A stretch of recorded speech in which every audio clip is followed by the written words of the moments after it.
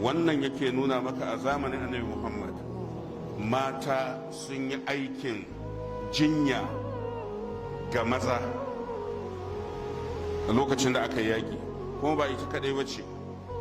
Akwai ummu sulaim, akwai ummu atiyya, akwai hamnatu bintu jahshin, kanwar matar manzon Allah zainab bintu jahshin, akwai laila al-gifariya, laila al-gifariya matar abu zarrin al-gifari, akwai ummu ayman, akwai ar-rubayyu bintu mu'awwizin.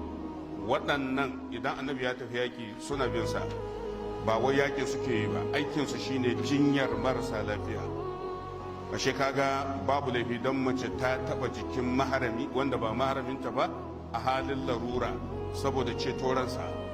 don haka yasa wato aikin mace na kiwon lafiya bai saba ma ainihin sunnar manzon Allah sallallahu alaihi wasallam ba. mu ci gaba da hadisin. yace fa kana nabiyu, saboda ka ita wannan matar tana da tantinta a masallaci, sai annabi sallallahu alaihi wasallam ya kasance idza marra bihi, idan ya zo wuce sa'ad bin mu'az, ya kudu sai ce kaifa amsaita, ta yaya kai yammaci.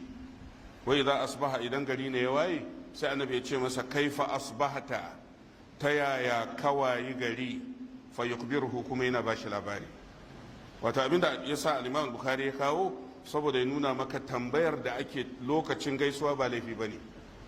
ka tambayi mutum ya kawuni, yaya gida, wannan ba laifi ba ne.